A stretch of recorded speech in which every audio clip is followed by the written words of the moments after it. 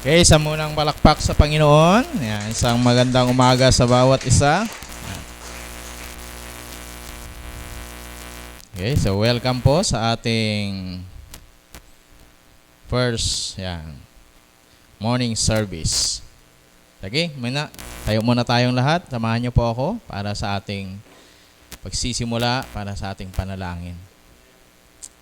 Okay, bawat isa manalangin po tayo. Okay, malaya po tayong lumapit at manalangin sa Panginoon, kahit bawat isa individually.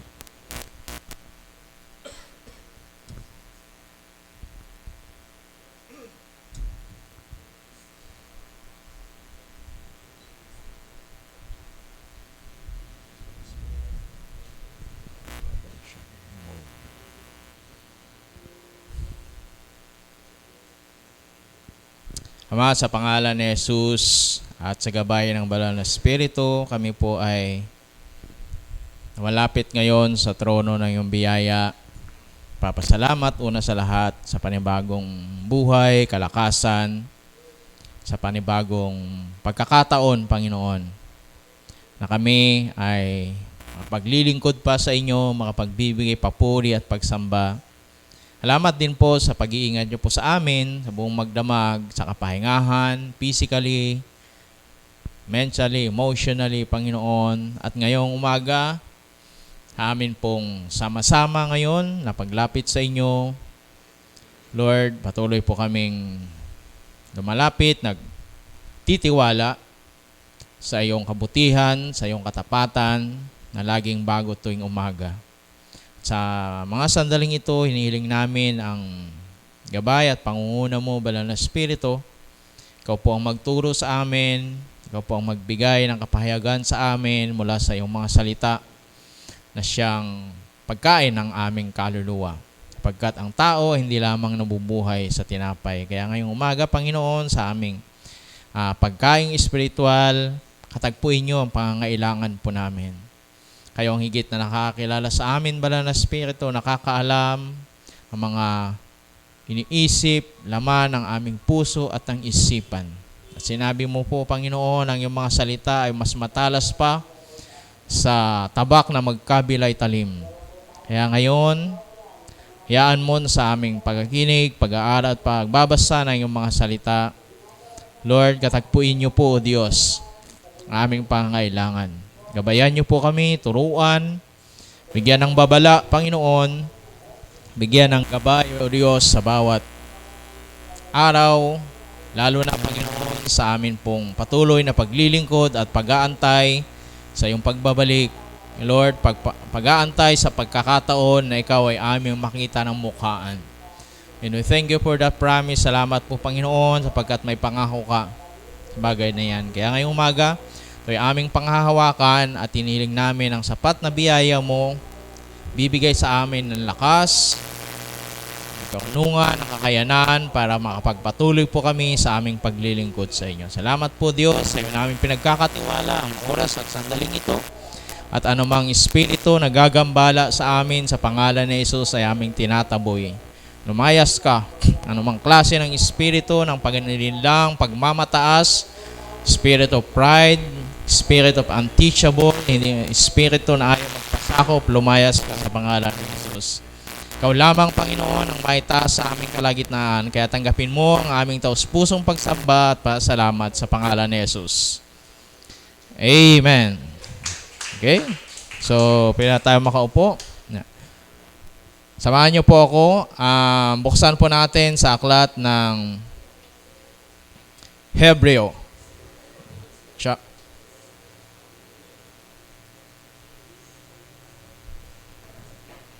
Hebreo chapter 10.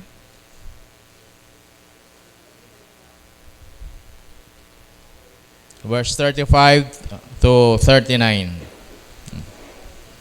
Hebreo 10, 35 to 39. Sabi niya po dito, ang salita ng Diyos, kaya huwag kayong mawala ng pananalig sa Diyos dahil may malaking gantimpalang nakalaan para sa inyo. Kailangan ninyong magtiis para masunod ninyo kalooban ng Diyos at matanggap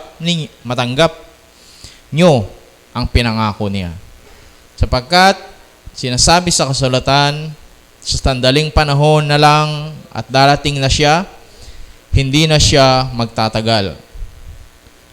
At mabubuhay ang taong itinuring kung matuwid dahil sa pananampalataya niya. Ngunit kung tumalikod siya sa akin, hindi ko siya kalulugdan. Ngunit hindi tayo ibinilang o hindi tayo kabilang sa mga tumatalikod sa Diyos at napapahamak, kundi kabilang tayo sa mga sumasampalataya at naliligtas. Ayan. So ito yung encouragement at the same time ay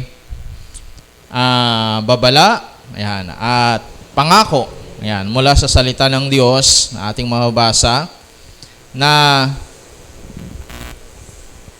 sa paglilingkod natin sa Panginoon, lalo na minsan, kadalasan nga, yung mga medyo matatagal na, diba? Yung inaabot na ng dekada-dekada, minsan, parang nananawa.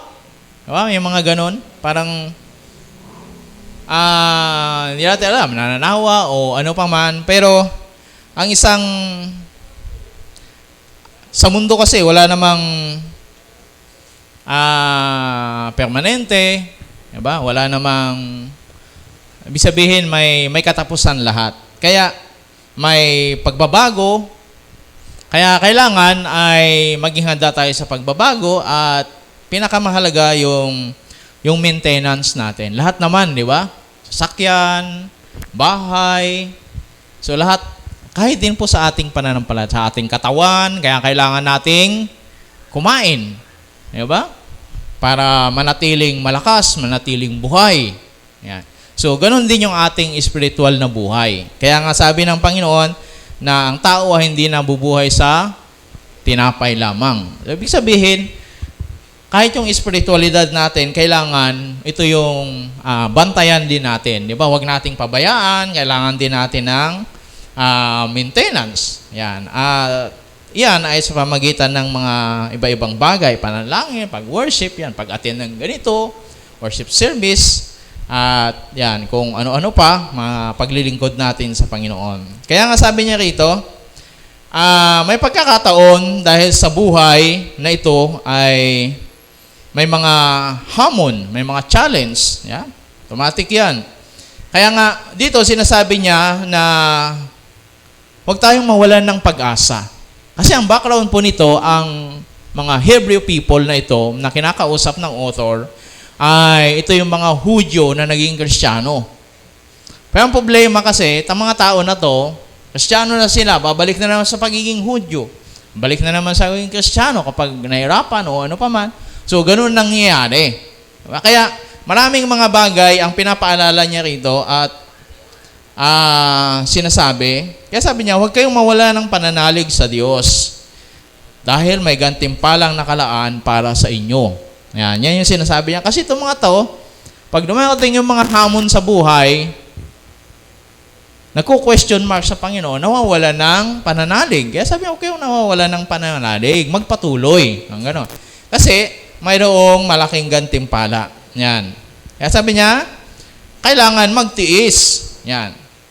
Masunod ninyo ang kalooban ng Diyos. So sa pagsunod sa kalooban ng Diyos, siyempre may requirements yan. Lahat naman, di ba? Pag gusto mong lumangoy, so kailangan, di ba, handa kang lumangoy, huwag kang matakot sa tubig, di ba, kung ano-ano pa. So, ihanda mo yung isip mo, yung puso, yung katawan mo, so puso mo, so ganun din. Kaya sabi niya, ang kailangan niyo magtiis. Yan. Bakit? Ang pagtitiis na ito, actually, ito yung perseverance, isang karakter o isang bunga ng banal na espiritu. Kaya sabi niya, sandaling panahon na lang. Yung pagtitiis natin, yung pagtsitsaga natin, sabi niya, perseverance natin, sandaling panahon na lang. Ang binanggit niya nga dito ay yung pagbabalik ng ating Panginoong Hesus. Kaya sabi niya, hindi na magtatagal. Yan. At sabi niya, mamubuhay ang taong itinuring kong matuwid dahil sa pananalig niya. So, the just shall live by faith. So yan. para tayo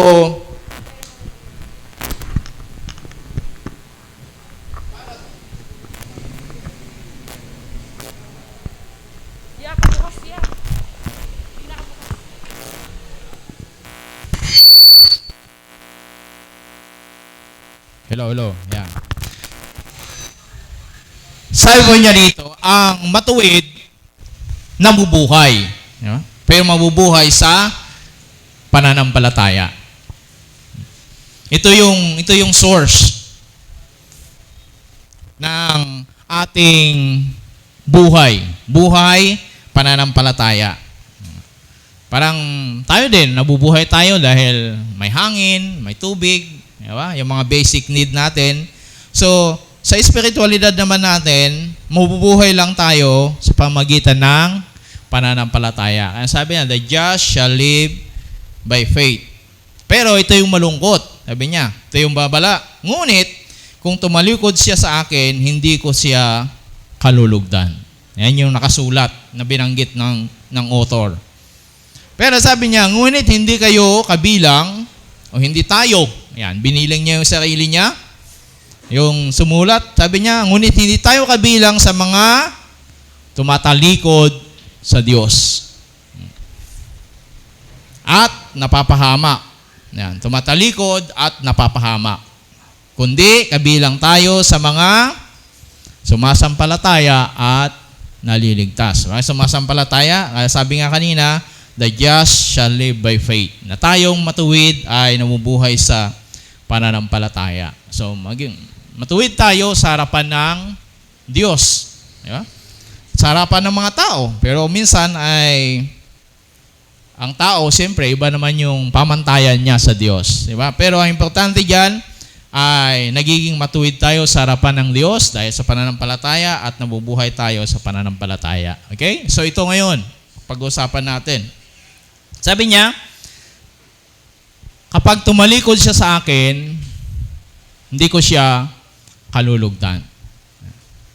So hanggang ngayon, very controversial o issue pa yung bagay na ito. Kasi may mga grupo ng mga nananampalataya o sabihin na lang natin Kristiyano na hindi naniniwala sa bagay na ito. Na ikaw ay tatalikod, sabi niya, at mapapahamak. So sa kanila, walang pagtalikod, walang backsliding. Kasi ang katwiran nila, kung anak ka, yung pagiging anak mo, hindi na yon mawawala. So, pag tumalikod ka, meaning, ito yung dahilan nila, hindi ka naging anak ng Diyos. Kasi, tumalikod ka. O, nawala. Nawala yung pagiging anak mo. Ibig sabihin, hindi nawawala yon. Kaya pag tumalikod ka, ibig sabihin, hindi ka totoong naging anak ng Diyos. Kaya ang katuwiran nila, hindi ka totoong tumanggap sa Panginoon. Kasi nga, yun ang key. Di ba? Yun yung susi. Para maging anak ka ng Diyos, sabi niya ay tumanggap, di ba? At manalig. Yan, 1 John 1:12, di ba? Ayun yung ating verse. So, sabi nila, kapag hindi ka kaya ka tumalikod at napahamak dahil hindi ka talagang tunay na naging anak ng Diyos. Kasi ang pagiging anak ay hindi yan nawawala. Sabi. Parang si Kuya Epong. Diba? So kahit anong sama nung anak niya o kahit wag naman mangyari, di ba? Pero kahit na anong magiging gawin ng anak niya pa rin. So yun yung dahilan. Yun ang nila. Pero ayaw mo naman na makulong yung anak mo. Tama? Sino ba ng magulang ang gustong dumalaw sa bilangguan? Diba? Sa kanyang anak. Meron ba? Siyempre, wala. Pero hindi mo naman gusto na makulong. Diba? Pero dahil ginawa niya, so may pananagutan siya. Anyway, hindi naman yan ang bigyan natin ng pansin, kundi yung sanhi. Yan, dahilan. Bakit may mga tao na tumatalikod nga sa Panginoon. Okay? So Matthew chapter 24, verse 10 to 15. Sabi niya, marami ang tatalikod sa kanilang pananampalataya. Take note Marami. Pero Sabi ng Hebreo, sabi ng salita ng Diyos, hindi tayo kabilang sa mga tumatalikod. Amen? Yan. Yung mga kaharap ko ngayon, hindi yan kabilang. Diba? Yung iba lang. Pero marami. Diba? Marami ang tatalikod sa kanilang pananampalataya. At kapuputan, ipapahuli nila ang mga kapwa nila mananampalataya. Lilitaw ang maraming huwad na propeta at marami ang maliligaw nila. Ngayon, laganap ang kasamaan at dahil dito, manlalamig ang pag-ibig ng maraming mananampalataya. Ngunit ang manatiling tapat hanggang sa wakas ay maliligtas. Ayan. Controversial na verse din. Yeah. Ay, sabi nila, hindi ito applicable ngayon because we are under grace. Aba? Kasi kung applicable to, not by grace, by works na. Kasi sabi niya, ngunit ang nanatiling tapat hanggang sa wakas ay maliligtas. Diba? So, unahan ko na kayo para marinig niyan pagdating naman ng panahon. Hindi naman naiwasan, nakikinig kayo ng mga kung sino-sinong tagapagturo. Diba? Kung sino-sinong mga preacher. Ayan. So, kaya inuunahan ko na kayo. Mas magandang sa akin yun na unang marinig. O marinig nyo man sa akin, alam nyo na. Okay? Sabi niya, pero ang titingnan natin dito, sabi niya, sanhi ng pagtalikod. Diba? So, ito magiging babala sa atin. Hindi natin ito pag-uusapan lang para mangyari, kundi naging babala at maging aware po tayo. Diba? Na may nangyayari talagang ganito. At ang nakakalungkot, sabi nito, sa mga huling araw, ang tinutukoy kasi dito ni Matthew ay yung last days, mga huling araw. Nasa mga huling araw, marami ang tatalikod. At yung iba, manlalamig ang pag-ibig. Manlalamig ang kanilang pag-ibig. Pag-ibig sa kapwa at pag-ibig, siyempre, una sa Diyos. Diba? Bago manlamig yung pananampalataya, yung pag-ibig mo sa kapwa mo, siyempre, una sa Diyos. Kahit pa sabihin natin, hindi, mahal ko ang Diyos, pero ayaw mo naman mag-church, ayaw mo naman makisalamuha sa iyong mga kapwa Kristiyano. Diba? Iba yung sinasabi mo sa sinasabi ng puso mo. Iba yung sinasabi natin kaysa laman ng puso natin. Ayun pala. Diba? Kaya may mga ganun Sabi, kamusta na? Okay lang. Kamusta yung spiritual life mo? Okay lang. Nagbabasa naman ng Bible, nagpipray. Diba? Pero hindi naman atin ng cell group, hindi naman atin ng church. Diba? So, yun yung, minsan, hindi tayo nag-uusga, pero questionable. Diba? Kasi nanlalamig, sabi niya, manlalamig ang kanilang pag-ibig. Yung tinutukoy po kasi dito, hindi lang pag-ibig sa Diyos, pag-ibig din sa kapwa. O siyempre, kapwa, mananampalataya, kapwa Kristiyano. Paano mo natin masasabi? Kasi, kung mahal mo yung isang tao, gusto mo makita. Tama? Tama ba? Pero kung wala ka ng pakialam, I don't care kahit hindi kita makita. Kaya isang dahilan, kaya tayo nagpe-fellowship, kaya tayo nagaganito, para magkita-kita tayo, di ba? Para mag-fellowship, magbatian, kamustahan, mag-pray one another, etc. Yun naman sabi ng Bible, encourage, di ba? Pray, worship together, sabi doon. Paalalahanan, di ba? Sa Ephesians pa nga, sabi niya, may dala-dala tayong awit, hymnal, di ba? Awit ng pagsamba.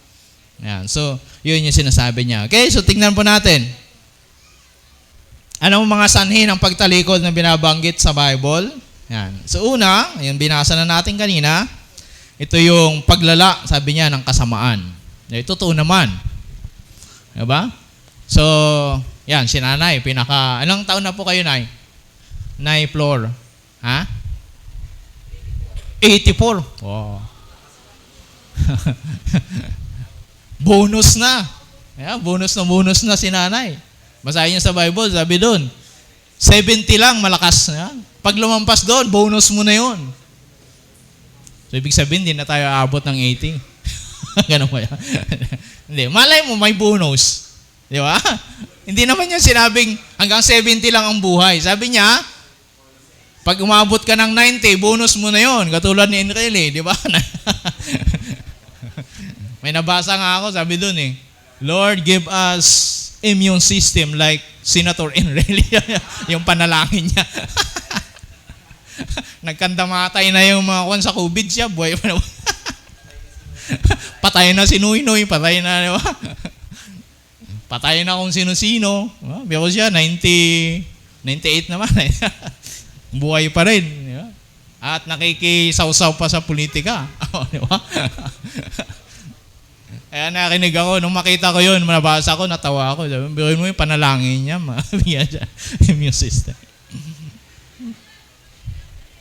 So, ang isang dahilan ng pagtalikod o panlalamig o pagkawala yan, ng pananampalataya ng iba at kaya yung iba naging ateista.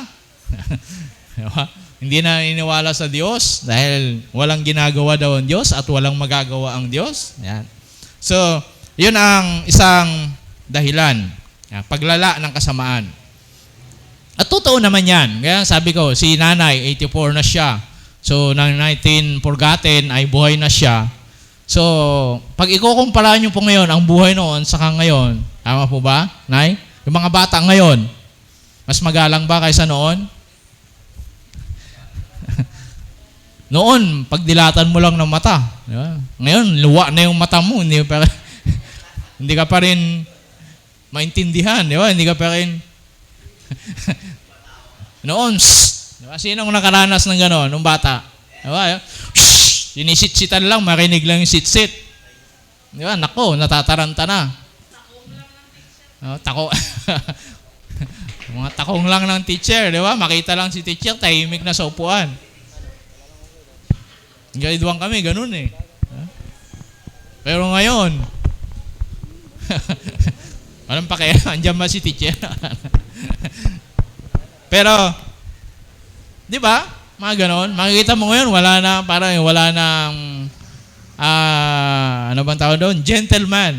Wala? Nawawala na yung mga ganong virtue. Yung mo sa mga bus, diba? Sa mga LRT, nakikita mo, nakapikit lang na ganyan eh. May nakikita ako, pag may pumasok na babae, pipikit siya o kaya matanda. Nakaganyan siya. Pag nakatawa na, hindi naman talaga tulog eh. Tulog-tulog. Pag nakaupo na yung matanda, o may nagpaupo na, ayan, didilat na uli. Diba? Makita mo yan, di ba? In public transport. Siyempre, nagpa-public transport naman tayo. So, makikita mo yung pagbabago. Diba? Hindi katulad noon. Kaya, hindi lang yan, marami pa. Ito yung sabi ng Bible. At because the lawlessness will be increased, the love will many will be cold. The love of many will grow cold. So, lawlessness, pagsala ng kasamaan. Walang batas.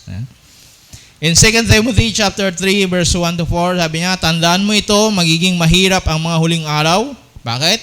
Dahil magiging makasarili ang mga tao, sakim sa salapi, mayabang, mapagmataas, mapang insulto, masuwayin sa magulang, walang utang na loob, at hindi makakilos. Ayaw nilang makipagkasundo sa kaaway nila.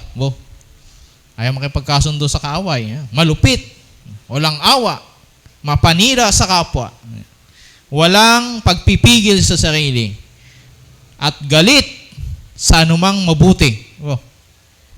Hindi lang iyan, mga taksil sila, mapusok, mapagmataas, mahilig sa kalayawan, sa halip na maibigin sa Diyos. So kung isa-isahin natin yan, hindi na tayo lalayo. Di ba? Diyan lang, di ba? Nangyayari na yan.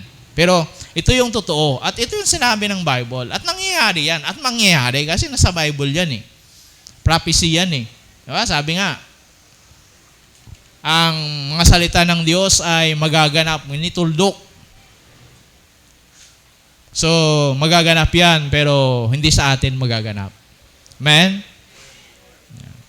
So, Yan ang isang dahilan kung bakit maraming mga tumatalikod o may mga tumatalikod dahil sa paglaganap ng kasamaan. So, tanong nila, nasaan ang katarungan?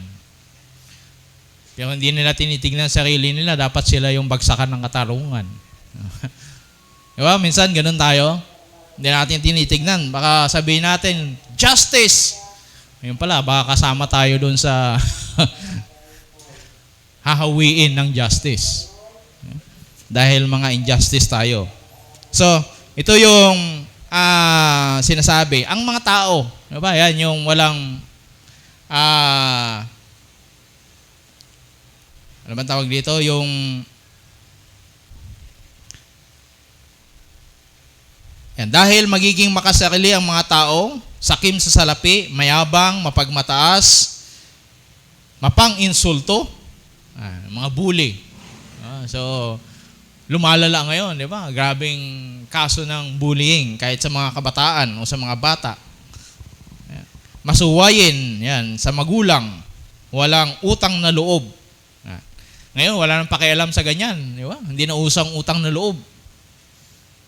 Di ba? Kahit na naniningil ka ng utang na loob, ano ngayon? Utang na lang. Di ba? Wala nang ganun ngayon. Di ba? Bibihira na yung taong nakakaisip ng utang na loob sa'yo. Gagawan mo ng sama, gagawan mo ng mabuti. Di ba? Paggawa mo ng mabuti, sasamantalahin ka. Oo, sabihin sa'yo. Bakit? Hindi naman ako humingi ng tulong O bakit? Hindi naman ako humingi Naawa ka, binigyan mo. Bakit? Hindi naman ako humingi sa'yo Diba? Nung batang ka pa, kasalanan mo pa, binigyan mo siya, tinulungan mo siya. Ganyan ang realidad. Ganyan ang tao ngayon. Diba? Kaya walang pakialam. Ilang beses na, sabi niya, bakit? Hindi naman kita hiningan Mga walang utang na loob, sabi niya. So, yan yung nangyayari. Kaya dahil yan, minsan, sa mga naapektuhan na tulad natin, minsan may pagtatanong. Diba? Yun yung panahon na parang nagda-doubt na tayo sa kakayanan ng Diyos.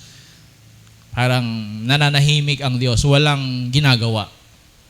Parang nung panahon ni Job, diba? Parang tahimik ang Diyos, parang ganon, walang ginagawa. So, dahil yan sabi doon, marami ang manlalamig ng pananampalataya ng pag-ibig o kaya naman ay nawawalan ng pananampalataya. Nawawalan ng gana. Panalangin lang Diba? Bakit tayo tinatabad ng manalangin? Kasi nakikita parang wala namang nangyayari. Diba? O hindi naman tumutugon ang Diyos. So, yun yung mga nangyayari. So, pangalawa, na dahilan ng pagtalikod in Matthew chapter 24, sabi niya, sumagot si Jesus, in the last days pa rin to, sabi niya, mag-ingat kayo upang hindi kayo madaya ninuman. Pagkat marami ang darating sa aking pangalan at sasabihin sila ang Kristo at marami ang kanilang ililigaw. May mga term na naman tayo. Kanina maraming manlalamig. Ngayon maraming maliligaw. Lilitaw ang maraming huwad na propeta at marami ang maliligaw nila. So, yung sabi niya kanina, marami ang kanilang ililigaw and then maililigaw. So, madadaya. So, hanggang ngayon, sabi ng isang nabasa ko na artikulo sa pag-aaral nila, sa Pilipinas lang hindi bababa ng 10 sekta ang naitatayo araw-araw. Ganon kadami. Siguro yung sekta na binabanggit nila doon, baka simbahan na rin, kasama na rin tayo doon. Diba? Pag na-divide yung isang church, tatayo na naman ng isang simbahan, tapos katabi lang naman niya. Diba? Minsan nakakalungkot yung gano'n Diba? Makita mo yung isang building, nakalagay yan, Baptist, Southern Baptist, Northern Baptist, West Baptist, diba? Kung ano-ano na magkakapatong. Diba? O kaya naman, River of Life, River of Joy. Diba? Isang building lang yon. Diba? Parang, Kaya tuloy, kahit tayo, di ba, na question ng ibang, ano ba yan? Kala ko ba Kristiyano yan, di ba? Pare-pareha silang Kristiyano. Sa Gloria ito nga, may nagkukwento sa akin. Minsan, sabi nila, atin tayo doon. Sabi nga, hindi na nangyari yung plano namin. Pero may nagkukwento doon. Yung mga sinihan, di ba, ginagawang church yan eh. Mga upahan ng siya. Ngayon, bawat pinto, iba-ibang simbahan. Bawat pinto ng sinihan. Diba? Pero, Kristiyano yung mga yon. Kaya sabi nila, pag pumunta ka doon, huwag kang magtatanong. Dahil pag ibang usher yung natanungan mo, lagot ka, doon ka mapupunta sa kanila. Ay sabi, andito sa loob. Diba? Pero wala naman. Text ka ng text, di ba? O kaya, saan nyo? Andito ako sa loob. Sabi, ba't wala ka dito? May nagkwento nga sa akin, invited siya na speaker. Speaker yun ha, hindi nga ako makapaniwala eh. Naligaw.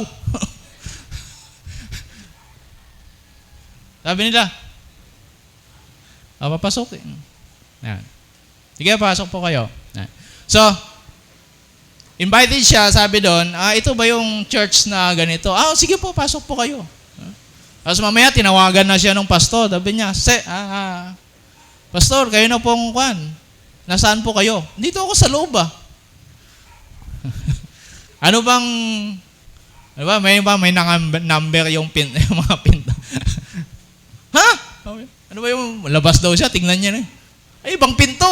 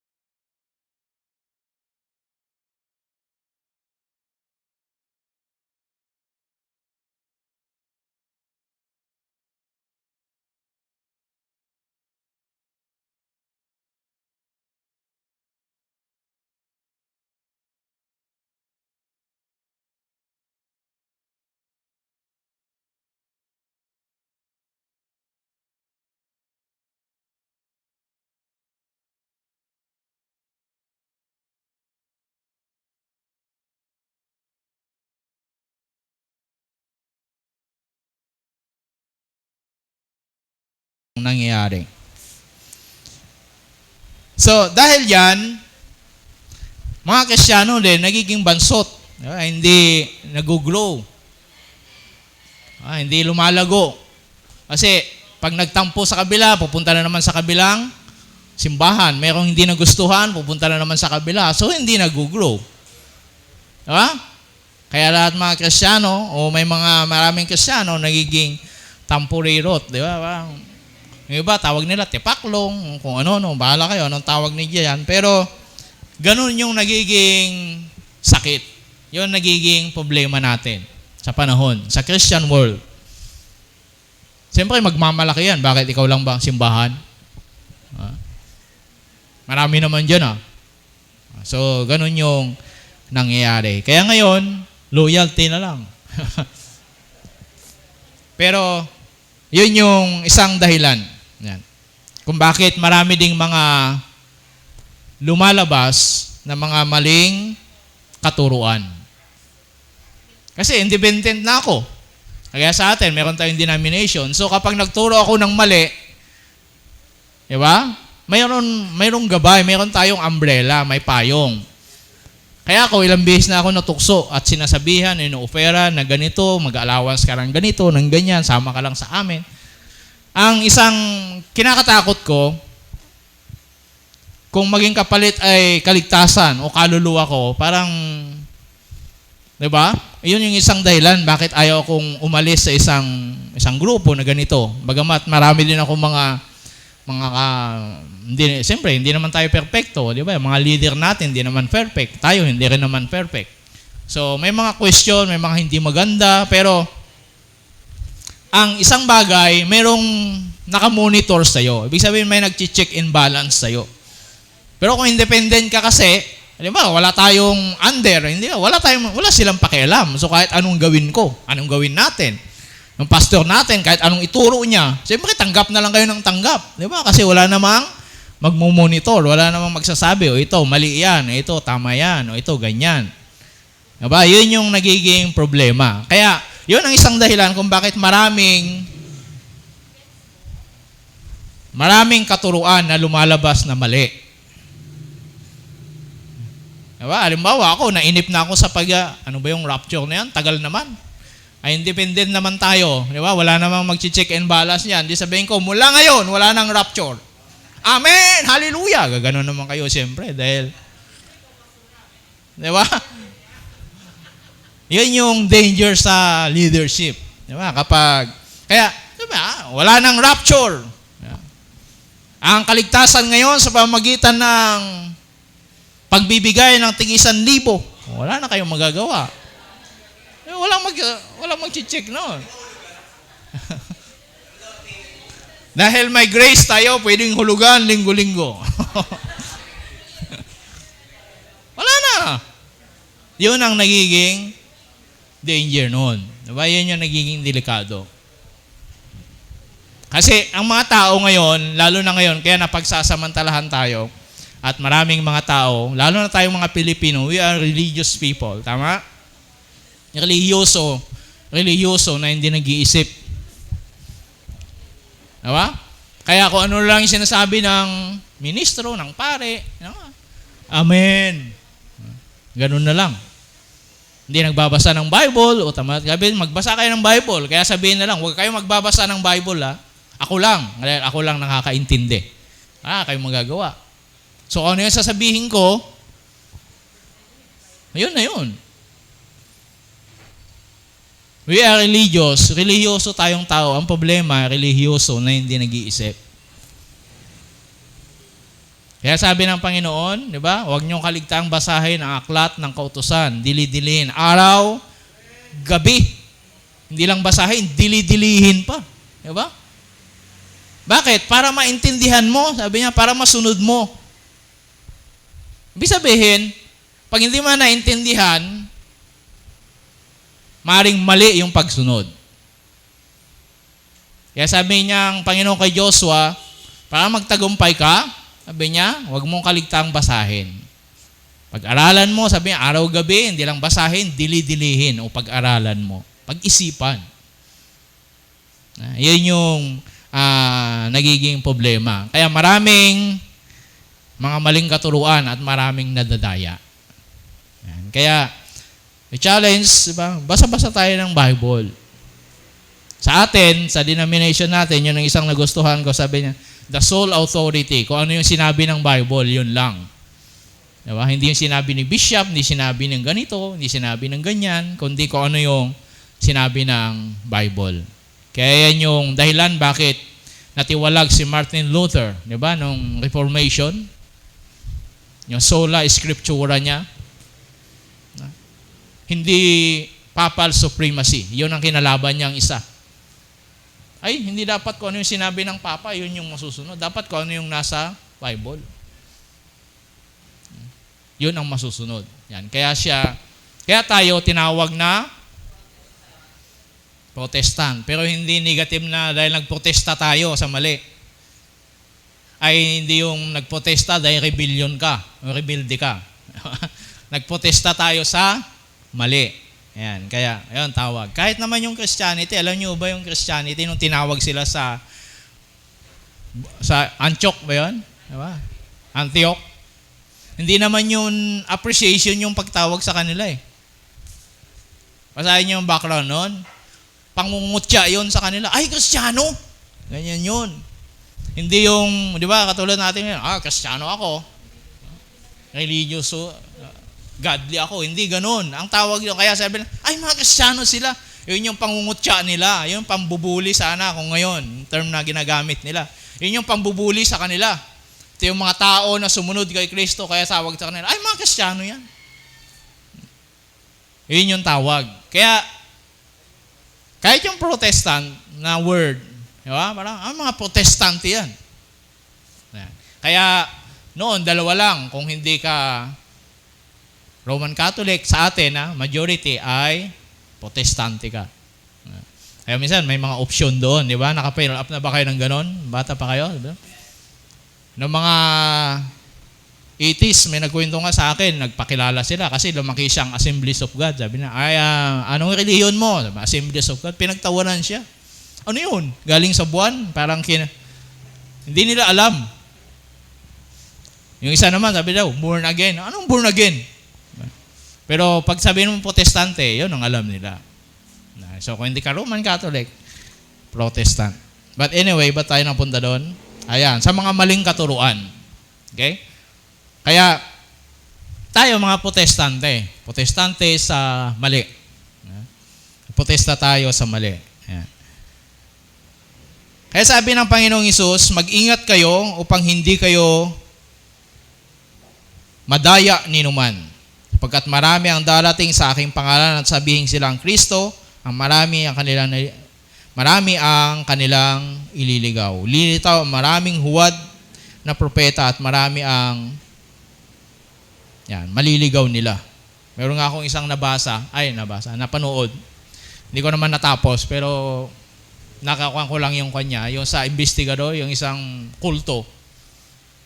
Sabi niya, mga babae ang dahilan ng pagkakasala.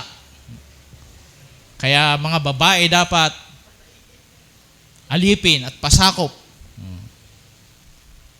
Kaya ni-rape niya yung pamangkin niya. Tapos yung asawa, walang magawa. Dahil kailangan pasakop ka. Kung ano yung sinabi niya, yun na yun. Diba? So yung sakop na alam niya, yung alipin. Diba? Kaya mga babae, mga alipin, hindi mga tao, o second-class citizen. Diba? Katulad sa ibang bansa. Diba? Especially in Western world. Pag hindi ka puti, itim ka, nung panahon noon, you're a servant. Automatic yun. Kung hindi blue yung mata mo, you're a servant. Ba, kahit PhD ka pa ng physics o PhD ka ng psychology, sabihin nila, you are a wise servant. Hindi ka pa, servant ka pa rin. Kahit napakatalino mong tao, servant. I have a wise servant. Servant pa rin ang tawag. Kahit siya walang pinag-aralan. Ganon. Races. So, yan yung mga pandaraya ng mga katuruan. Okay? Mga kinagisnan natin. In 1 John, sabi niya, ngunit mga anak ko, kayo'y sa Diyos at mapagtatagoyin pa ninyo ang mga huwad at sinungaling na propeta. Dahil ang Espiritong nasa inyo ay higit na makapangyarihan kaysa kay Satanas na siyang naghahari ngayon sa makamundo.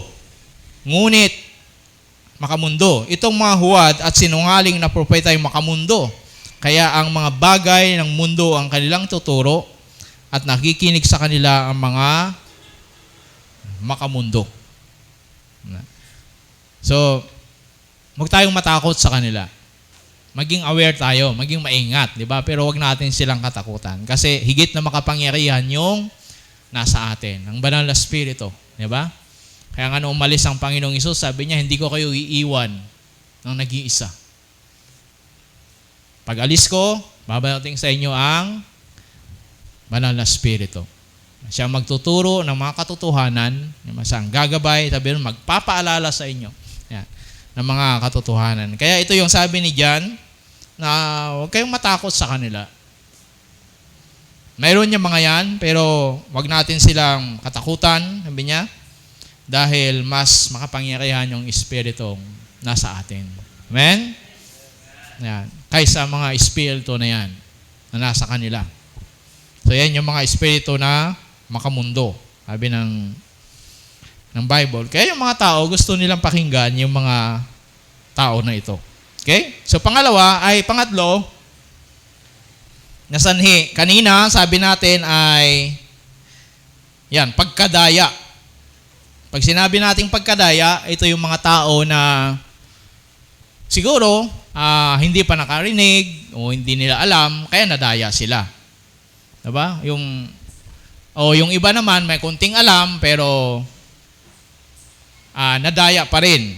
Dahil mas nangibabaw o siguro mas magaling yung yung pastor na kulto kaysa doon sa pastor na hindi totoo.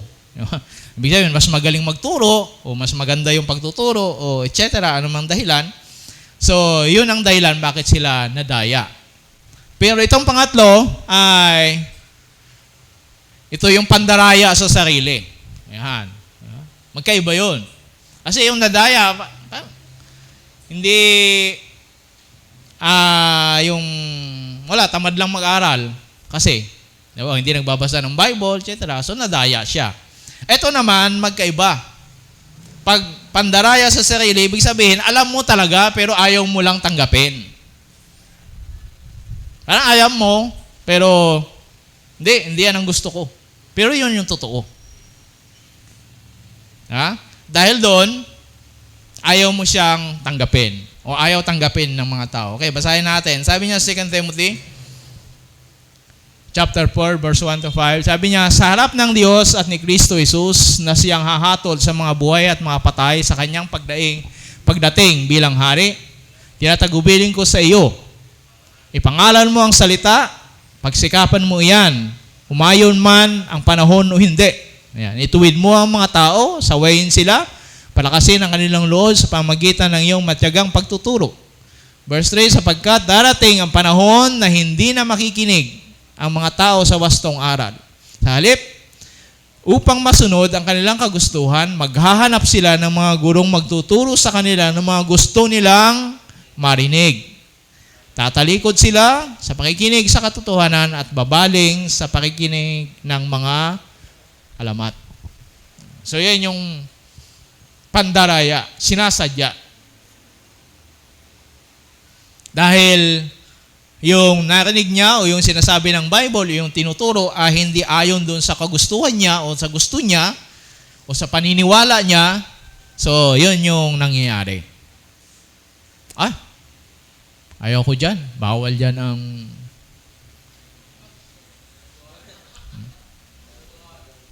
Sa amin noon, sabi sa La Union gusto ko sana dyan sa Pentecostal Pentecostal tawag nila no kasi yun lang yung church doon na Pentecostal Ayaw ko sana dyan. Gusto ko sana kaso ang daming bawal Bawal kumain ng dinuguan. Bawal manigarilyo. May bilangin nila yung mga bawal. Sabi, ayaw ko dyan. Ngayon ay kung mayroon namang isang simbahan dito sa kabila, lahat pwede. Dito gusto ko. Ganon yun. Yan yung pandaraya. Di ba? Alam niya, nabasa niya, etc. Pero, maghahanap siya. Sabi niya, dito pwede. Sige, dito. Meron akong magaling na preacher na sikat. Tinanong niya, galing po ako na born again, ganyan. Nalis ako sa simbahan. Manggagawa ako. Itanong mo yun itanong mo. Diba? Kaso lang, tinanggal ako sa aking, kasi worker daw siya. Nangyari ay, dahil nahiwalayan niya yung asawa niya, so nag-asawa siya ng iba. Parehas mga hiwalay. So, paano po ba yan? So, tatanggapin ba ako dito? Kasi born again daw siya, worker daw siya doon, Bible study. Kaso, tinanggal. Kasi, nag-asawa ng may asawa. Ganon. Buhay pa naman yung mga asawa nila. Naghiwalay lang, tapos nag-asawa. Paano yan? Tatanggapin ba ako dito? Madali lang yan kapatid. Bautismuhan lang yan, mawawala yung kasalanan mo. Dito na ako. Di ba? Kasi doon, tatanggalin ka, mawawalan ka ng posisyon. Dito, hugas kamay, hugas lang sa ilog yan, di ba? Bautismo lang yan. Tapos na. So, yun yung sinagot niya. So, may mga taong ganun. Kaya sabi niya, pandaraya, na parang masunod yung gusto nila, maghahanap sila ng mga ganong klase.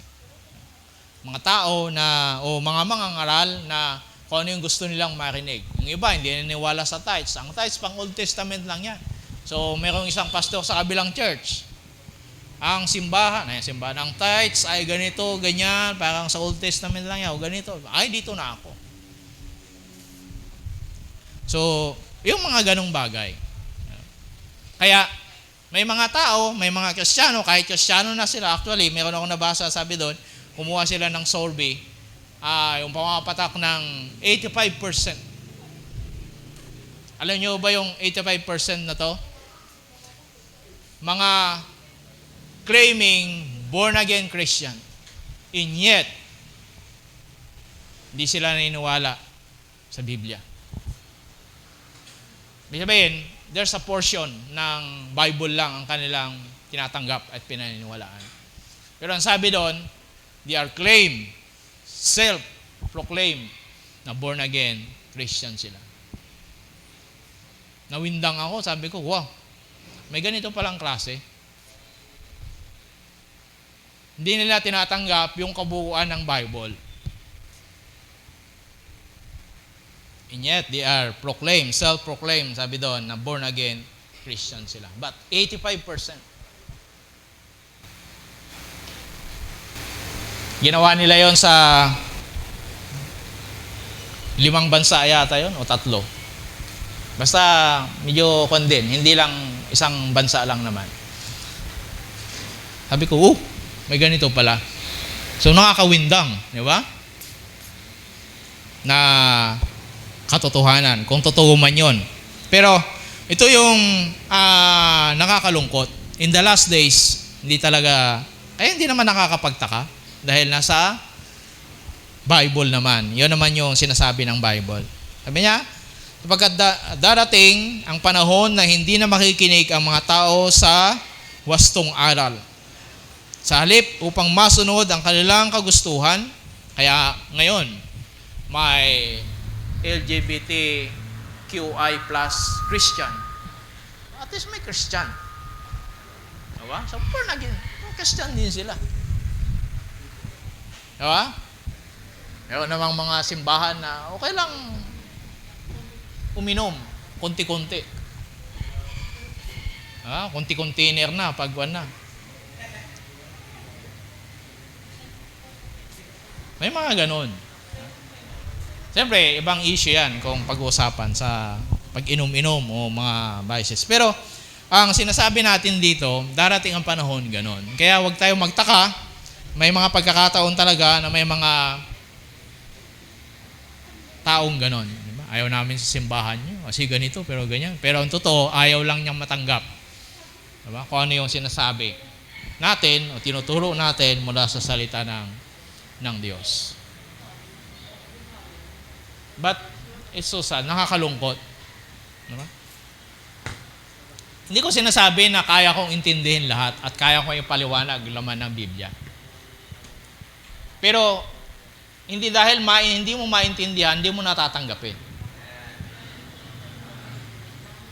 Amen? Kaya nga may pananampalataya.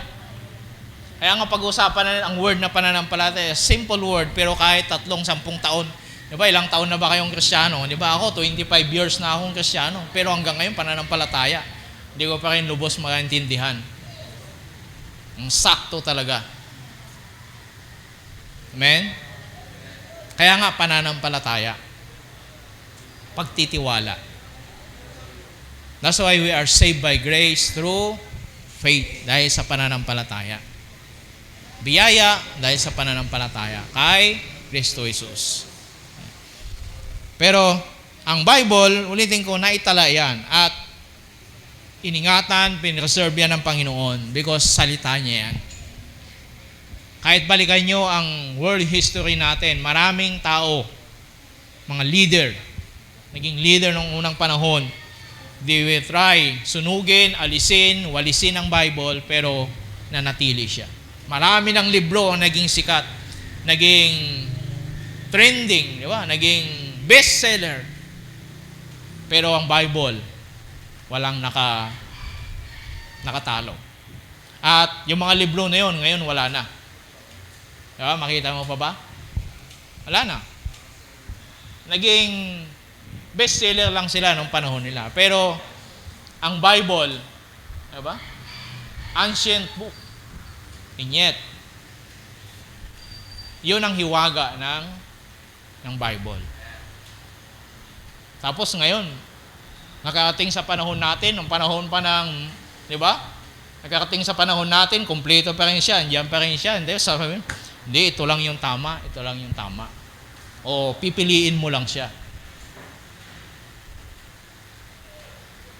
Parang, bakit pa iningatan niya ng Lord?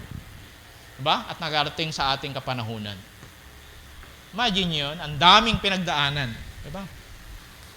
Ang dami ng dugo ang dumanak dahil sa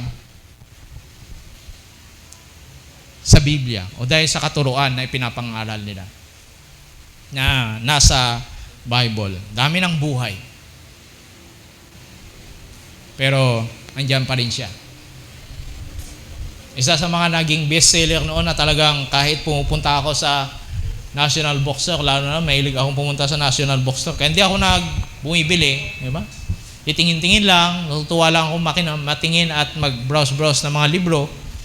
Lagi kong nakikita, bundle-bundle, yung Harry Potter, di ba? Meron pang iba, talagang volume by volume pag bumili. At hindi lang daan ang presyo noon. Sino nakabasa ng libro ni Harry Potter? Grabe yung presyo noon. Presyuhan. Tapos bulyong-bulyong pa. Pero ngayon, nasaan na? Ha? Nakasale na. Wala pa rin bumibili. Kaya paubos na lang. Pero ang Bible, the best seller of all time. Yan ang hiwaga. Tapos hindi mo tatanggapin. Diba? Mga ninuno mo, wala pa, nandyan na yan. Ikaw, ngayon ka lang. Ang pinagdaanan yan. Diba? Ilang gera, lindol, diba? Sunog. Ilang leader na. Inyet, nandyan pa rin siya. Tapos sabihin mo, hindi yan totoo. Ganito yan. Meron pa ako narinig, sabi niya, nagkamali doon si James.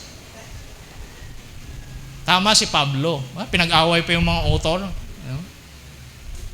Ano ba naman to? Si James at Pablo, ang layo ng agwat. Hindi magkakilala. Pero makita mo yung sulat na, sabi niya, pinag-aaway yung mga author. Ito ang tama kay Pablo, ito mali kay James. Diba? Kasi kung babasahin niyo yung dalawang libro na yan, parang magkakontra. Parang lang. Pero, nagko-contribute lang sila. Okay? Mahalaga, sabi niya, pandaraya sa sarili. So, kung ano yung sinabi ng Bible, yan, tanggapin natin. Amen? Maintindihan man natin o hindi man umaayon doon sa gusto natin. Kasi, hindi naman porket, diba, hindi ka aayon doon, hindi na rin magiging Diyos yung Diyos natin. Diyos pa rin yun. Diba? Kasi kung lahat aayunan niya sa ilang bilyon natin, wala na. Kaya ang totoo ay nananatiling totoo. Okay? Kaya sabi niya, sa Hebreo chapter 10, ulitin natin yung binasa natin kanina. Kaya huwag kayong mawala ng pananalig sa Diyos dahil may malaking gantimpalang nakalaan para sa inyo. So, ito yung encouragement niya at babala sa atin. Kasi, yung maling katuruan, ito yung way para mawalan din tayong pananalig. May cancer ka ngayon. Wala kang pera. Asan ang Diyos mo? May nagtanong mo na ba sa inyo yun? O nagsabi? Minsan nawiwindang ka. Ano? Narinig ko sa simbahan namin, sa Diyos walang imposible, walang mahirap. Bakit ako naghihirap? Ano? Mawiwindang ka talaga. That's deception. Pero sabi niya, huwag kayong mawala ng pananalig sa Diyos dahil may malaking gantimpalang nakalaan para sa inyo. Kailangan ninyong magtiis para masunod ninyo ang kalooban ni Diyos at matanggap ninyo ang ipinangako niya. Kasi sa atin, lalo na, lagi nating napapakinggan ang kaligtasan ay regalo, di ba? Hindi pinaghirapan, dahil si Jesus na naghirap sa atin. So, dahil doon, minsan, nagiging cheap na rin ang tingin natin sa pagiging Kristiyano. Tama? Yung deception ng awin na, hindi, ganyan lang.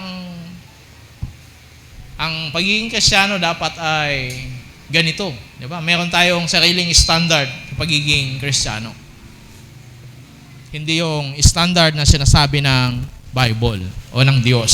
Gusto ng Diyos. Kaya nga, nangyayari, nawawala. Kaya sabi dito, sapagkat, kailangan, yan, you must, kailangan ninyong magtiis para masunod ninyo ang kalooban ng Diyos o matanggap ninyo ang pinangako niya. Yung word kasi na perseverance o pagtitiis, pag napakinggan natin yan, napaka-negative yan, di ba? Pag sabing pagtiis, hirap yan. Di ba? Magtiis ka kasi mahirap.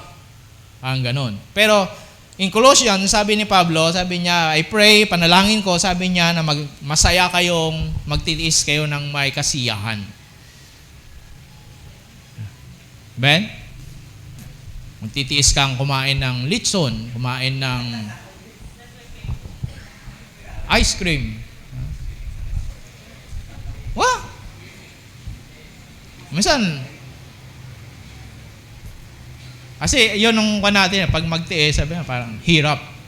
Ganun lagi. Yun yung ilinikta sa atin ng kaaway. Yan yung klase ng pandaraya. Na ang pagiging Kristiyano, kailangan ganito, kailangan ganyan. Pero, ang kailangan natin ito yung bunga ng banal na Espiritu para masunod natin, sabi niya, ang kalooban ng Diyos. At ano? At matanggap ninyo ang pangako niya. Kasi ito yung assurance niya. Sapagkat sinasabi sa kasulatan, sandaling panahon na lang at darating na siya, hindi na siya magtatagal. Sinabi ito nung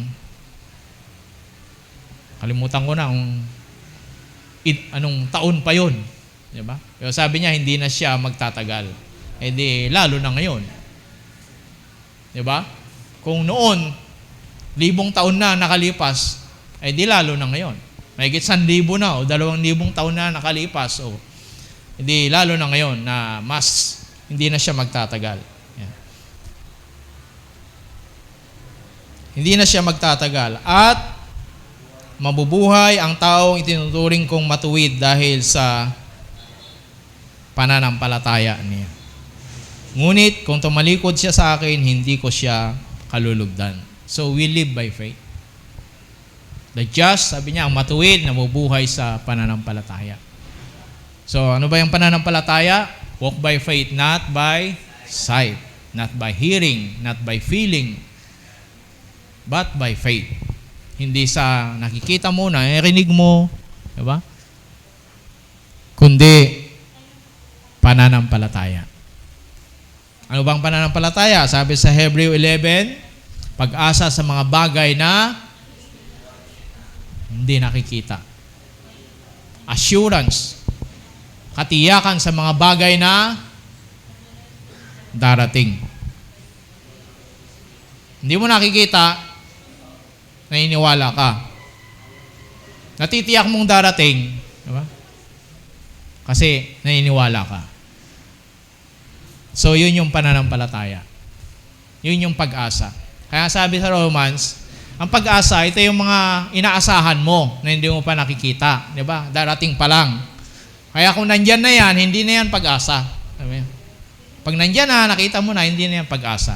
So, yung mga pag-asa, yun yung darating. Yun yung hope natin. Kaya nga si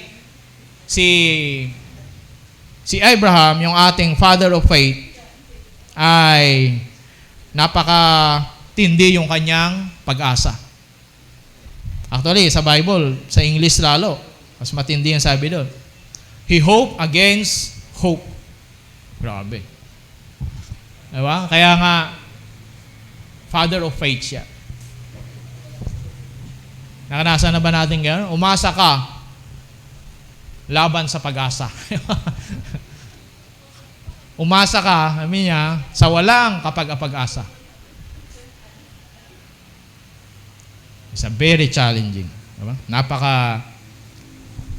Yan yung pananampalataya. Yan yung hope na tinatawag niya. Kaya nga, minsan may kasabihan tayo, di ba? Habang buhay may pag-asa. Sa La Union, meron kaming doon, isang matagal na Kristiyano din, na tatay, siyempre, nanay, mag-asawa sila. Gusto nila, siyempre, yung mga anak nila madala lahat sa Panginoon. Diba? So, halos lahat naman yung anak nila nagsisimba, maliban sa isa. Ito yung tinatawag nila na black sheep nila. Natatandaan ko, minsan, nag-testimo yung tatay niya, sabi niya, wala nang pag-asa yung anak ko na to. Kaya binigay ko na sa Diablo. Binigay ko na kay Satanas. Wala na ng pag-asa. Imbis na ihandog sa Diyos, inihandog na kay Satanas. Tatandaan ko yun. Pero lahat nagulantang. Biglang, sabi niya, punta ako ng Bible School, mag-aaral ako. Kahit magulang niya mismo, hindi pa makapaniwala. Pero totoo, nag-aaral siya ng Bible School at nagpastor. Yung mga kapatid niya nag-aaral din, nag-training din ng Bible School, pero hindi na nagpapastor. Pero siya nagpapastor pa rin. Until now. Hanggang sa panahon ngayon. Mga kapatid niya na nauna sa kanya, nagsipag-asawa, wala na. Pero, kaya may totoo di ba? Habang may buhay, may pag-asa. Huwag nating i-give up kay Satanas. May pag-asa pa. So, anong pinapanalangin nyo ngayon? O yung gusto nyong madala sa Panginoon? Buhay pa ba? May pag-asa pa yan. Pagpatay na, wala na talaga. Pero hanggat buhay, may pag-asa pa yan. Baka magulat ka, isang umaga, simba tayo. So don't give up. Huwag lang natin i-give up. Paglaban natin. Sabi ni Jude, agawin natin sila sa apoy ng impyerno. Grabe. Kaya nga, sa akin noon, nagdi-disciple kami, sabi namin, ang discipleship ay pagharang sa pintuan ng impyerno. Harangin mo yung mga kaluluwa na papunta ng impyerno. As discipleship. Pero, ganun yun. Diba? Habang may buhay, may pag-asa sila. So, don't give up. Keep on praying. Panalangin natin sila at gawin yung pwede nating magawa. At dito, sabi niya, ngunit hindi tayo kabilang sa mga tumatalikod sa Diyos at napapahamak, kundi kabilang tayo sa mga sumasampalataya at naliligtas. So, lahat ng mga kasama ko ngayon, pati yung mga nanonood at nakikinig, ay mga kabilang sa mga hindi tumatalikod. Kundi kabilang tayo sa mga sumasampalataya at naliligtas. Amen? Palakpakan natin ang Panginoon. So kung kasama ka doon, nanonood ka, pumalakpak ka, dahil di tayo tumatalikod. So yan yung tatlong dahilan. Tatlo pa lang yan. Pero yan yung mga tatlong dahilan kung bakit may mga tao na, o may mga Kristiyano na tumatalikod. Kristiyano na sila, at the same time ay tumalikod pa rin. O tumalikod pa rin. At isang bagay dyan ng isang hindi lang pinanghawakan, kundi parang basis ko na may totoong ganon, o may ganon talaga, ay maalala niyo ba yung Matthew chapter 25, yung parable doon ng 10, ang sabi doon ay wise and foolish virgin o mga babae na matalino at mangmang. Parehas silang nag-antay sa bride, sa groom pala. Pero yung 5 na iwan at hindi nakapasok. At sabi nila, "Sir, papasukin nyo kami." Sabi nila, "Hindi ko kayo kilala." So, for me, ang application noon ay parehas silang Kristiyano, parehas silang nag-antay eh. Diba? Pero yung 5 hindi nakapasok. Na hanggang ngayon, tinatanong ko sa banal na Espiritu, bakit saktong 5? Anong indikasyon noon? Anong indikasyon noon? Diba?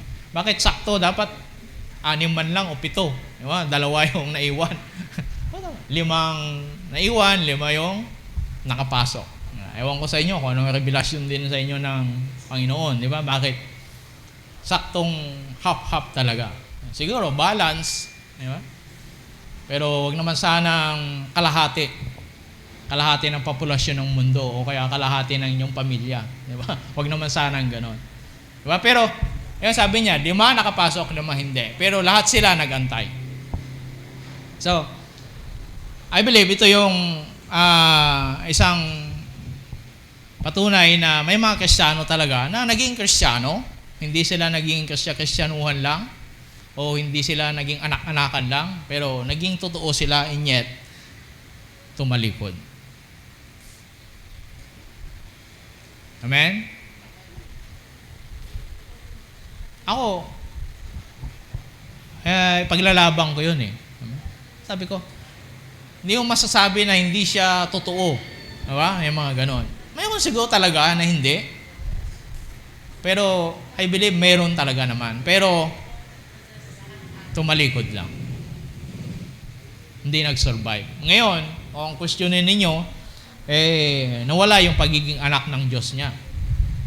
Pero, yun nga, lagi kong sinasabi ko lang, na wala namang magulang na gustong mapahamak yung anak. Meron bang ganon?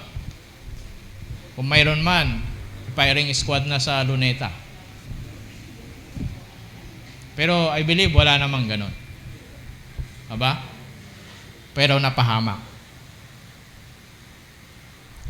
So, hindi ko ginugulong isip ninyo, pero ang sinasabi lang natin dito ay maging babala sa atin. Na tayo, kahit sabihin mo, sabi ni Pablo, wag mong sabihin matatag ka na dahil baka diba? Matalisod ka. So, ibig sabihin, hindi naman yung magda-doubt ka lagi sa pananampalataya mo, diba? Kundi, siyempre, bantayan natin. Ang salvation, individual yan. Ang judgment, individual yan. Hindi ko pwedeng isama yung kasalanan ng nanay ko, yung tatay ko, diba? O yung nanay mo, ikaw nanay, gusto mong isama yung anak mo. Diba? Hindi mangyayari yun. So, nasa sa atin yun. Sa tulong at biyaya ng Panginoon. Yan. Yan ang mga dahilan. At isa nga sa mga, sa ilan sa mga dahilan, ay ito yung paglala ng kasamaan. So, given na yan. So, ang laban natin dyan is pananampalataya. Live by faith, not by sight. Kasi kung makikinig ka sa mga balita, yan, isa nga dyan, halimbawa, yung vaccine, very controversial. Kaya yung iba, takot na magbabaksin kasi ang dami na nating, diba, narinig na mga hindi maganda, mga nauna at nangyayari. So, sino ba naman hindi matatakot? Diba? So, yan yung mga sinasabi natin na isa lang sa mga dahilan. Pero, live by faith. Sa pananampalataya tayo nabubuhay, hindi sa vaccine. Diba? Hindi sa sinasabi ng gobyerno, ng presidente. Siyempre, nasa Pilipinas tayo eh. Diba? Kaya ako, wala yung sinasabi ko noon eh. Kung talagang pupersahin ng gobyerno, wala tayong magagawa. Nasa presidente, punta tayo sa North Korea kung gusto mo. Hindi ka naman papapaksin doon. Pero pag umubo ka, tingga ng walang tama sa ulo mo. Kasi doon walang vaccine. Pag inubo ka, nakitaan ka ng sintomas ng COVID, wala. Bumahing ka, unahan ka na. Bago ka pa magkalat ng virus, papakain ka na sa virus. Yun ang order. Papatayin ka na para hindi ka na magkalat. Kaya, gusto niyo yung ganon? O, doon kayo pumunta. Para hindi tayo mabaksin. Hindi tayo mabakunahan. Well, hindi ko pinanghahawakan yung inyong mga paninindigan. It's up to you. Diba? Hindi ko sinasabing pabaksin kayo. Hindi ko sinasabing hindi. Nasa sa inyo po yan. Pero, sinasabi ko lang dito na we are part. Diba? Nasa Pilipinas tayo eh. Ayaw mo sa gusto kay presidente, talagang yan yung presidente natin eh. But, we live by faith, not by sight. Amen? Ano man ang mangyari, dahil sa pananampalataya. Hindi tayo nabubuhay sa kung ano man, kundi sa pananampalataya. Kaya nga sabi ng Bible, from faith to faith. Magsisimula tayo sa pananampalataya, magtatapos tayo sa pananampalataya. Hindi tayo magtatapos sa takot. Simula tayo sa pananampalataya, magtatapos tayo sa takot. Diba? Namatay kang takot. Dapat namatay tayong nananampalataya pa rin sa Diyos. Amen? Ano mang bakuna ay hindi makapagtatanggal sa ating pananampalataya sa Diyos. Amen? Ano mang pandemic o kahit pa, ano ba yung bago na naman? Ano? Yung variant na bago, kahit may vaccine ka daw. Delta virus. So, we live by faith. Sa pananampalataya. Amen? Meron nga dyan, di lumalabas ng bahay, pero nagka-COVID pa rin. Nakatago lang sa loob ng bahay. Kaya sabi niya, ay baka sa mga grocery nakuha. O kung ano-ano. Ay meron naman dyan, nakahubad pa, walang mask. Sa labas, takbo ng takbo, di ba? Pero, hindi naman nababaksin. Hindi naman nakukubid. Sa tundo, walang kubid-kubid. Immune, di ba? Takot ang kubid. Yung biruan nga nila sa pier, pag nandun ka sa pier, sabi nila, walang kubid dito. Patay ang virus dito. Pag pumunta dito. Ang virus na COVID kasi social, gusto malinis ay doon marumi. Patay kang virus ka. Wala kang patay ka dito, mamamatay ka. Mga tao dito, mga virus na. Kung sa pier eh. Mag-face shield kayo, mag-face mask kayo. Kasi laging yung mga kargador. Walang virus dito. Pandaraya, ayan, maling katuruan. And then, yan, paglala ng kasamaan, pandaraya ng mga maling tagapagturo. Yan, and then, pandaraya sa sarili. Pwedeng madaya po natin ang sarili natin. Alam nyo ba yun? Pwede nga tayong magsinungaling sa sarili natin. Kaya pwede rin nating madaya ang sarili natin. Hindi tayo dinaya, tayong nadaya o tayo nandaraya. Kahit sa Bible, kahit sa James, sabi niya, wag mong, diba? Dinadaya mo lang ang sarili mo. Si Galatians, diba? Sabi niya, wag mong dayain ang sarili mo. Don't be mocked. Diba? Wag mong bibiruin ang Diyos. Ang Diyos di nadadaya. Madadaya mo sarili mo, pero ang Diyos di mo madadaya. Kaya, may mga tao na dinadaya nila ang sarili nila. So, anong gagawin nila? Isang klase ng pandaraya, sabi doon, makikinig lang sila kung ano yung gusto nilang pakinggan. So, pandaraya yun. Di ba? Pipiliin mo. O kaya naman, babasahin mo ang Bible, tapos pipiliin mo lang yung gusto mong paniwalaan. Ay bakit nandyan pa yan? Kaya nga natanggal yung apokripa, di ba? Kaya nga may mga book na sinama sa Bible dati, pero hindi tinanggap. Diba? Kasi may pandaraya. Kaya yan talagang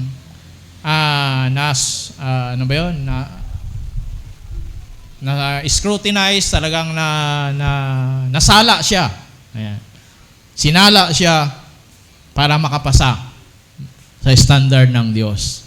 Kaya gumamit ang Panginoon ng mga tao, diba, para masala siya. Kaya nga sabi doon sa Timothy, ang salita ng Diyos is, diba, inspired by the Holy Spirit. Yung mga tao, ginamit ng Diyos para maisulat. At siyempre, itong mga tao nito, may kanya-kanya silang skill, may kanya-kanilang talent, pero yung, diba, ginamit sila parang sa ganun, maitala. Kaya huwag niyo sabihin naman, ang ginagawa ngayon sa China, di ba? Ginagawang negosyo lang Bible. Noon, bawal doon. Pero nung makita nila, bakit dumadami? Parang pwedeng pagkakitaan to. O sige nga, publish na tayo. Kaya hindi bawal doon, basta made in China. Yung Bible mo. Pero kung made in America, made in Philippines, wala, bawal. Hulihin ka. Kaya made in China. Kaya ngayon, kahit mga Bible na made in China na rin. Ginawa na sa China. Pero, ang nakita nila, negosyo. Yeah. Pero, kahit paano yan, ang importante, ayan, ang salita ng Diyos. Basta wag lang, diba, dadayain ang salita ng Panginoon. So, yan yung mga tatlong mga bagay lang, na mga dahilan, bakit may mga tao na Kristiyano na pero tumatalikod sa pananampalataya. It's sad, nakakalungkot, at sana wag mangyari sa atin, pero meron talaga. At sabi doon, marami. Pero hindi tayo kabilang doon. Amen? Tayo ay mga magtatagumpay. Panginoon, kami po ay nagpapasalamat sa umagang ito. Salamat po, Diyos, sapagkat higit na kayong nakakakilala sa amin. Alam mo, mga pinagdadaanan namin, mga struggle po namin. Alam mo ang limitasyon po namin, maging ang aming pangunawa, pag-iisip, pagtanggap. Pero isang bagay, ang alam po namin, mayroong Diyos na tapat na mabuti. Nakakaunawa ng higit kanino man sa amin. Kayo ang higit nakakakilala sa amin. Kayo ang may likha sa amin. Kaya Panginoon, Lord, sa iyo namin tinatalag ang aming mga sarili. Patawarin mo po kami sa mga panahon, pagkakataon, na marahil nag-aalinlangan kami sa iyong kakayanan. Lord, patawarin mo po kami. Minsan, Panginoon, naku-question namin ang mga karakter, mga attributes na meron ka na alam namin na nasa Bible. Nahayag. Pero Lord, minsan, dahil sa mga sitwasyon, pangyayari, mga bagay-bagay na hindi namin inaasahan, mga bagay-bagay, Panginoon, na labag o taliwas doon sa aming inaasahan. Minsan, Panginoon, nagkakaroon kami ng alinlangan. But thank you. Salamat po dahil ikaw ang Diyos na nakakakilala sa amin. Lord, naintindihan mo kami at iniintindi mo kami. Thank you, Holy Spirit. Thank you, Jesus. Ikaw ay naging tao na tulad namin para maintindihan mo kami. Maabot mo po kami. Salamat po, Ama, sa iyong dakilang pag-ibig. Pinigay mo yung bugtong na anak upang maging katulad namin para maabot kami at maintindihan bilang isang tao. Lord, sa umagang ito, sa iyo namin tinatalaga ang aming buhay. Muli, Panginoon, sinusuko namin ito sa inyo, lalo ng aming pananampalataya. Lord, masumpungan mo po kami sa iyong pagbabalik, tapat na naglilingkod at nananampalataya pa rin sa iyo. Layo mo po kami sa anumang klase ng pandaraya ng kaaw, mga maling katuruan, mga maling tagapagturo. Lord, protect us, Lord. Save your people. Ligtas mo po kami sa mga tao mapagsamantala, mapanggamit, gamit ang relihiyon, gamit ang mga makadiyos na bagay para kami malinlang. Lord, protect us. Spare us, Lord. Iligtas mo po kami. Nais namin ang katotohanan mo, Panginoon. Kahit ang mga katotohanan mo minsan masakit, minsan di namin maintindihan, minsan di namin matanggap, pero kami, Panginoon, nabubuhay sa pananampalataya. We live by faith, Lord. We live by faith. Kaya marami pong salamat dahil alam namin lahat ng ito, mga bagay, mga hamon na aming naranasan, sakit, karamdaman, kahirapan, mga hamon sa aming paglilingkod, habang kami narito sa mundo, alam namin may katapusan.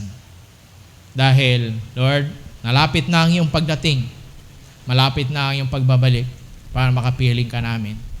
So thank you, Jesus, sa iyong pangako. Pangako mo na ikaw ay babalik upang kami makasama.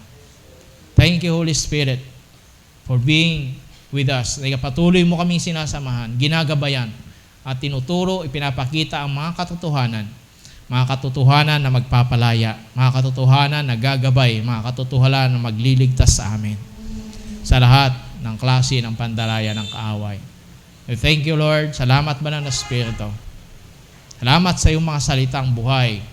Mga salita mo, langit at lupa ay lilipas, pero yung mga salita ay mananatili. Ay itong panghahawakan namin, mga pangako mo, Panginoon, panghahawakan po namin. Salamat po, Diyos, sa lahat ng kapurihan sa pangalan ni Jesus. Amen. Amen. Salamat po sa inyong pakikinig. God bless you.